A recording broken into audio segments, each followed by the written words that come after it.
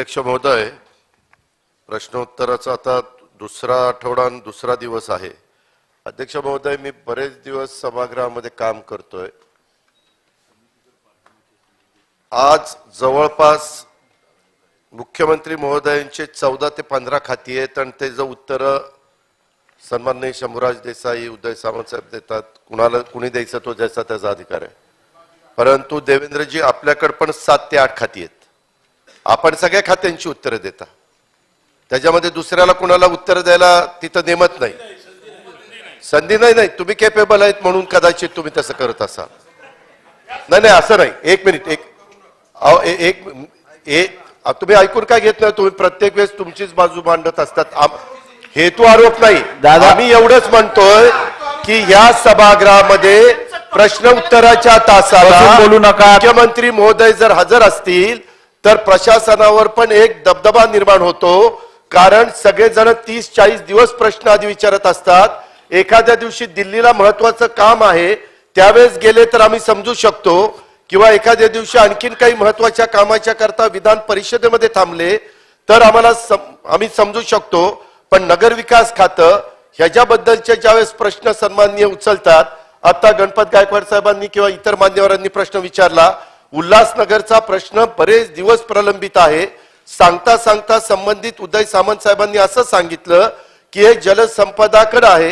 तेच जर उत्तर एकनाथराव शिंदे साहेबांच्याकडनं आलं असतं तर अध्यक्ष महोदय, राज्याचे प्रमुख म्हणून त्यांनी जलसंपदाचं पण सांगितलं असतं. कारण तिथं एवढा मोठा समाज राहतोय.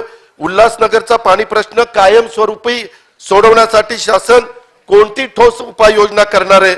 आणि अध्यक्ष महोदय, ह्याच्यामध्ये शासन आणि महानगरपालिका यांच्या ढिसाळ नियोजनामुळे उल्हासनगर महानगरपालिकेमध्ये 1.5 पट दंडाची आकारणी करून पाणी मिळतंय. सदर दंडाची शेवटी रक्कम उल्हासनगरच्या नागरिकांच्याकडनं वसूल केली जाते. त्यांचं काय दोष आहे? त्यांनी काय केलंय? त्यांना पाणी व्यवस्थित मिळालं पाहिजे असं 1.5 पट आकार त्यांना लावण्याचं काही कारण नाही. आणि म्हणून आमचं म्हणणं असं आहे की या दोनची उत्तरं तर द्यावीच, परंतु आपण पण विधानसभेचे अध्यक्ष आहात आणि सभागृहामध्ये देवेंद्र फडणवीस, तुम्हाला पण आठवत असेल, अनेक मुख्यमंत्री झाले.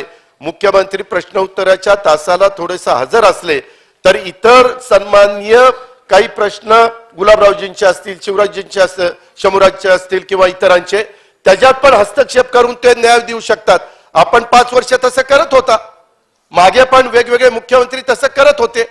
तर हा एक परंपरा आहे, ही एक पद्धत आहे आणि एवढ्या मोठ्या विधिमंडळाला एक मान सन्मान आहे. आपण हे करतो, कायदे करतो, कायदे मंडळ आहे आणि त्याच्यामुळे ह्याही बाबतीची नोंद कृपा करून सरकार घेणार आहे का, ह्याचंही उत्तर आम्हाला मिळावं. नाही, निश्चित मुख्यमंत्री उपस्थित राहतील.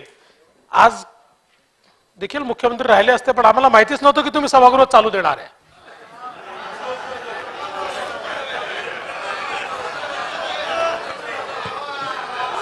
आता तुम्ही चालवत असल्यामुळे मुख्यमंत्र्यांना निरोप पाठवतो आणि आपलं म्हणणं योग्य आहे, मुख्यमंत्री मोदी उपस्थित राहतील.